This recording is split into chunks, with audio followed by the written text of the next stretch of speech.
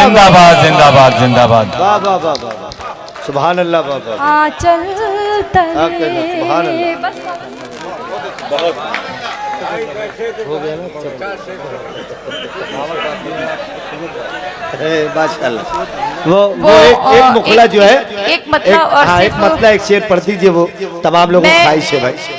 एक सच्चाई के तौर पर एक मतलब दो शेर को पढ़ना चाहती हूँ जो मेरी पहचान भी हैं, और मैं चाहती हूँ कि आप भी इस सच्चाई से रोशनास हो, इस सच्चाई को पहचाने, क्योंकि शायर जब कभी भी अपनी शायरी पेश करता है या आप तक पहुँचाता है तो उसके हर एक शेर में कुछ ना कुछ मैसेज छुपा हुआ रहता है। ये एक अलग बात है कि ये बज़्म जो है उर्दू की बज़्म है, यहाँ तहजीब और तमद्दुन से रहा जाता है, मगर बहुत कुछ इस बज़्म से सीखने के लिए मिलता है। मैं एक मतलब दो शेर पढ़ के अपनी जगह लेती हूँ, आप सबका साथ चाहती हूँ। पढ़ दीजिए जी। हर्फ सादा जिसे समझा वो पहेली निकली, हर्फ सादा जिसे समझा वो पहेली निकली, हर्फ सादा जिसे समझा वो पहेली निकली, मेरी दुश्मन मेरे बचपन की सहेली। जिंदाबाद जिंदाबाद, मेरे जिंदाबाद सहेली निकली। और मसला कौन सा था, कौन सी मजबूरी थी, मसला कौन सा था, शेर कौन पढ़ती सी हूँ मजबूरी समाज थी। की जगह बतौर खास कि मसला कौन सा था, कौन सी मजबूरी थी, मसला कौन सा था, कौन सी मजबूरी थी,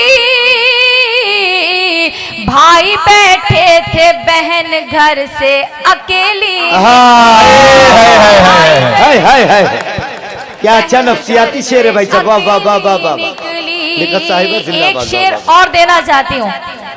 बहुत मुफलिस परिवार के लोगों में अगर अचानक से वो बहुत ऐसे होते हैं ना कि बहुत ज्यादा मुफलिस होते हैं और उसके बाद उसके अपने भी साथ छोड़ देते हैं, मगर अचानक से कहीं से जायदाद हासिल हो जाए तो जो गैर भी होते हैं ना वो भी अपने हो जाते हैं। मैं पढ़ती हूँ ये शेर बतौर खास समाज की जगह कि बिछड़े लोगों को अचानक मेरी याद आने लगी, बिछड़े लोगों को अचानक मेरी याद आने लगी,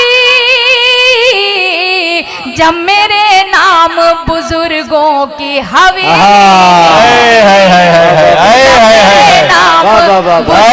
जिंदाबाद जिंदाबाद जिंदाबाद निकली।